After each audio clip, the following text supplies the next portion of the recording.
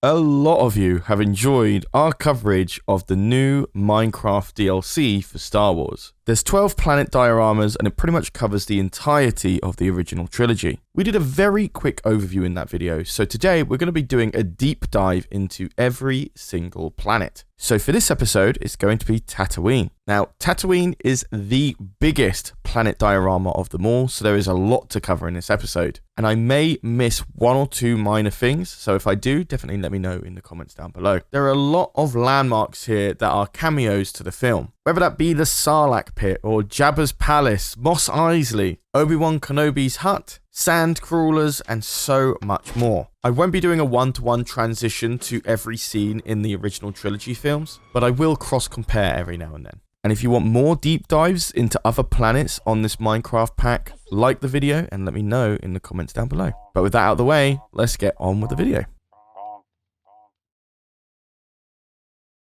So as mentioned, Tatooine is the biggest landmark in this Minecraft Star Wars pack. Not only does it cover the original trilogy, there is also some sprinkles of the Mandalorian in here too. So that's why you can explore the Millennium Falcon and the Razor Crest in one map. There is a ton of buildings all across here that have their own unique layouts. It'd be absolutely insane to go through all of these huts and houses one by one, as there isn't really any unique things within them. So we'll only be covering the big landmarks. But before we do, let's talk about vehicles. Here we have a speeder bike, and it isn't really much to its name. It's actually very slow and quite loud. I'm assuming this is probably because it's a reskin of a donkey, which explains the noise and why they move around on their own when you're not riding them. But what's really interesting is the land speeder. Now, this feels like a unique vehicle that isn't actually in vanilla Minecraft. This looks like it's unique to the mod pack itself, unless I'm missing anything else on other mod packs. This thing is a lightning fast. It does have a health bar as well, so it can be destroyed. But the turning and everything, it feels like a boat in vanilla Minecraft, essentially. If not a little bit faster on acceleration. So if you are deciding to play on survival on this map, I definitely recommend to keep one. Because it will definitely allow you to get to your homeworld as well as Mos Eisley pretty quickly.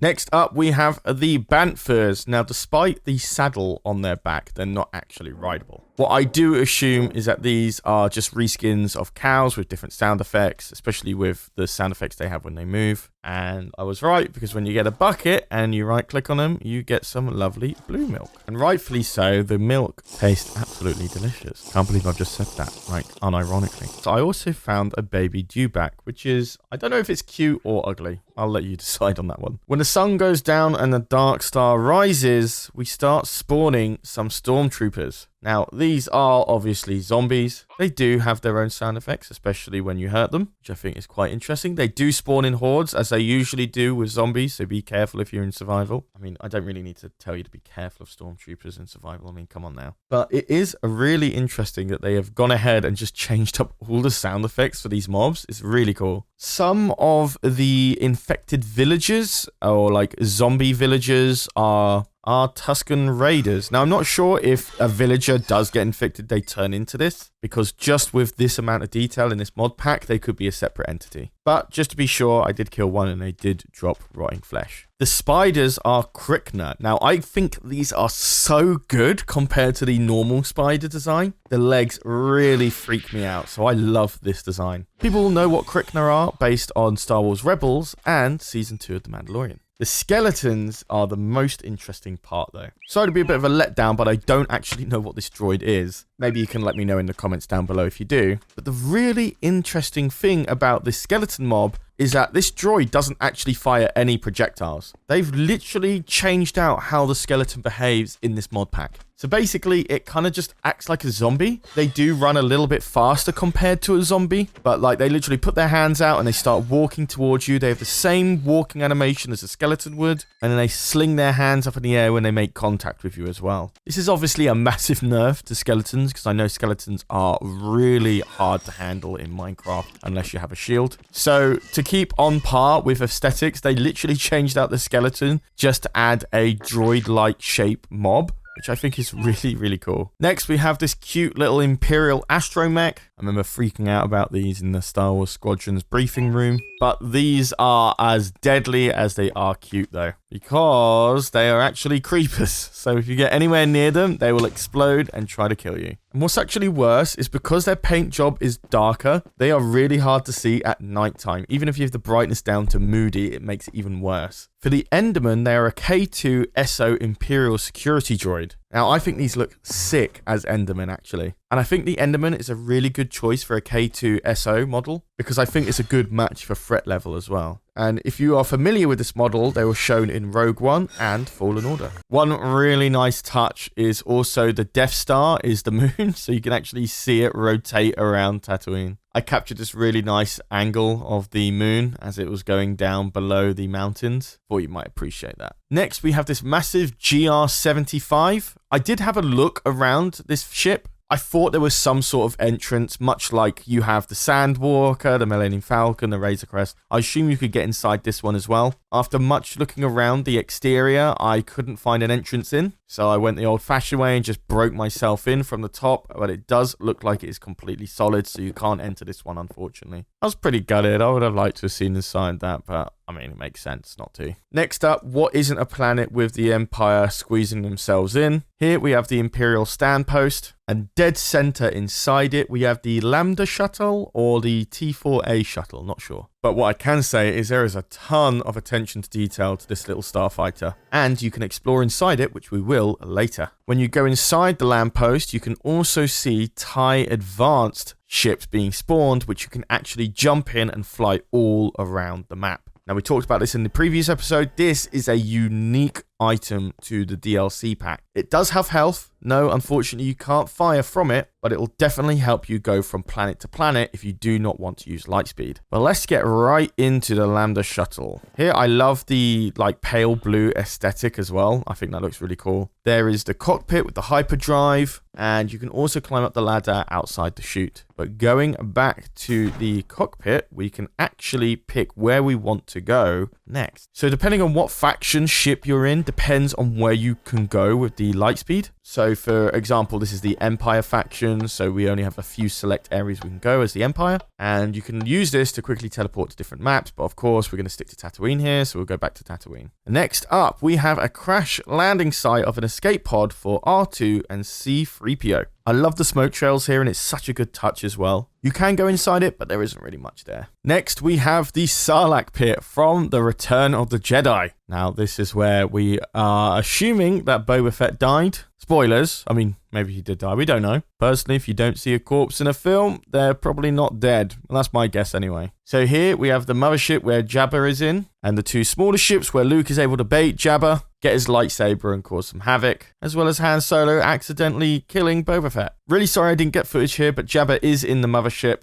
And yes, you can kill him if you like to, if you're in survival. And if you go down into the Sarlacc Pit, it's actually where you can go into the end. For people who don't know, the end is pretty much where you can go to fight the Ender Dragon in Minecraft. Pretty much a final boss area. I thought that was a really, really nice touch. And honestly, as I'm zooming out, you can really get an idea of just how big this Tatooine map actually is. Like, this is absolutely huge, guys. I'm amazed that I'm able to put this all in just like a 10-minute video. And honestly, guys, I can't do it justice. You definitely need to get this pack for yourself. And just to be clear, this is only on Bedrock versions. So you can get it on PC, PS4, Xbox. I think you can get it on mobile. I'm not sure though. But next up, let's do Jabba's Palace. Really love the exterior design on this one as well. They did an amazing job on it. My favorite part of Tatooine is actually this animation. It is so well done, especially when you're greeted by Bib Fortuna afterward. Absolutely beautiful looking guy. So I went straight up to the top of the smaller tower. There you can get a really nice view of Tatooine. And going through the other entrance, you can find Jabba. The interior here looks absolutely amazing, and the Jabba model looks great too. And while exploring, you can also find the carbonated Han Solo. Very sad. I say sad, but it actually traumatized me as a kid. I don't know about you guys. Did it traumatize you? So pressing the button below Jabba actually activates the trapdoors. That's where you fall into the Rancor pit and you immediately find a Gamorrean guard.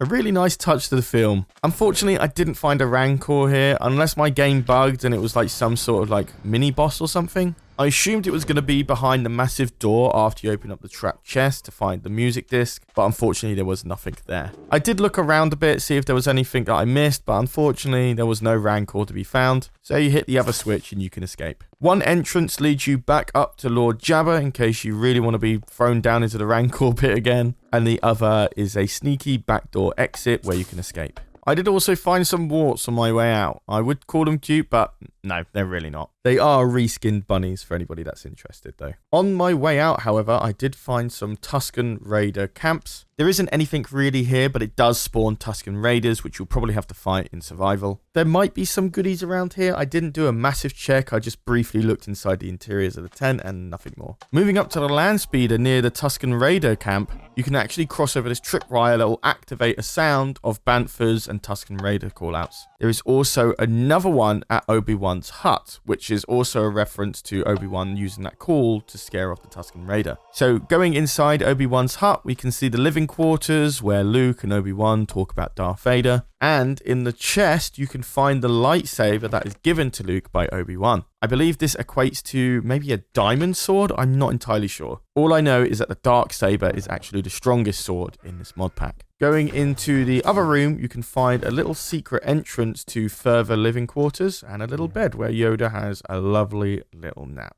Nothing really much to see in this room, unfortunately, just here for aesthetic reasons only. But if I did miss something, definitely let me know. Coming back over to Mos Eisley, there are two ships that we can explore the interiors of, which is the Millennium Falcon and the Razor Crest. Now, the Millennium Falcon does have a lot more to it than the Razor Crest, most likely attributed to it being kind of like a bigger ship on the interior anyway. But let's go and explore inside the Millennium Falcon. Now, there is a lot going on in here, especially when they're like perfectly trying to recreate the interior of the Millennium Falcon in Minecraft standards. But there's rooms where you're able to like man the guns on the bottom and the top of the ship. Loads of different ways to explore. There's like living quarters that I didn't find this time around. And when you finally find the cockpit in the Millennium Falcon, you're able to use the hyperdrive to go to different planets other than the Lambda shuttle. This is, of course, because the Millennium Falcon is Rebel Alliance, so you're able to go to different planets compared to the Imperial one. Not going to any of these planets right now because obviously we want to keep to Tatooine. So if you definitely want more videos like these, definitely let me know and I'll make more of the other planets. Finally, if you're smart enough to find the little lever hidden away in the ship, you can find the smuggle room. This isn't really a room, it's just a place to store diamonds and potions and other stuff that you can use in survival. But with the Millennium Falcon done, let's turn to the Razor Crest. One little thing I like about where they store the ships is like how detailed that landing area is as well. I thought that was pretty cool where you can tell when the ship can land and when it can take off and so on. But let's go inside. So here we can see the interior pretty much closely resembles to the Mandalorian show. Especially with how you come up to the bed where the Mandalorian sleeps, and a little cradle for the baby Yoda. You can also open up the hatchet doors to find the Mandalorian's armor, as well as elytras and fireworks, which pretty much equates to a jetpack and jetpack fuel. Going up the ladder, you can go into the cockpit, which everyone is pretty familiar with in the show.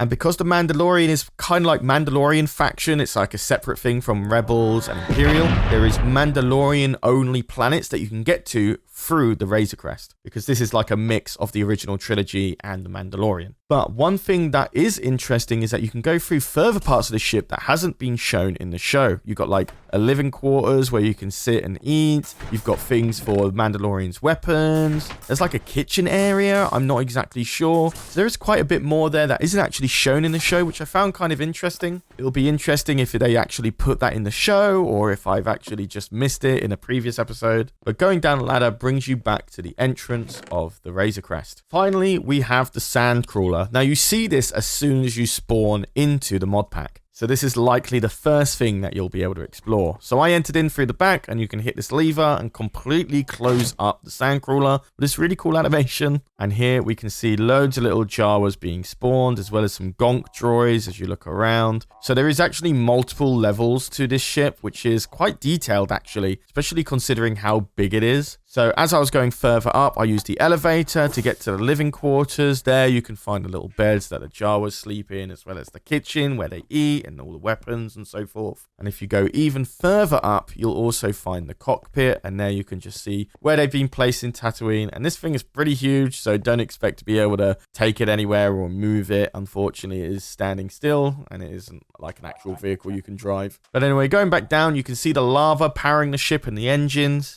And I just leave down through the other entrance, and you can also hit a button to close the other entrance as well. There's a little animation for that too, which I thought was really, like, a lot of attention to detail, basically. And finally, I did see some caves outside of the sandcrawler. I thought that might lead to something, but after exploring it, there wasn't anything to be seen there, just pretty much darkness. I did cover it up with torches, but nothing to see. And I did also find one more Tuscan Raider hut area. It was just behind the sandcrawler, but it's pretty much the same as the one we saw before. But with all of that said and done, guys, this is pretty much everything to see in the Tatooine map for the new Minecraft Star Wars mod pack. As you can tell, this was just a ton of stuff, like so much stuff to explore, and I am just exhausted going through everything I could find. I know I have definitely missed stuff, especially with the Sarlacc Pit, so if you want to check the interiors of those ships, you're just going to have to get the game yourself, or maybe find another video. But of course, guys, if you want more deep dives planet by planet, let me know in the comments down below, and leave a like and hit that subscribe button, and ring that notification bell. Give it to me all, guys, please, I'm begging. This video took so long to record and narrate. I had to berate the fans on the EcksToo Discord about certain things that I just wasn't clued up on. So massive thanks to the guys that helped me out there as well. But that is where I'm going to conclude the video. What do you think of the DLC pack? Do you like it? Do you not like it? Do you have it? Do you want it? Let me know everything in the comments down below. I'll read all of them and try to get back to some of you as well. But with that out of the way, guys, I have been Charlie. You've been watching EcksToo, and I'll see you in the next video. Take care.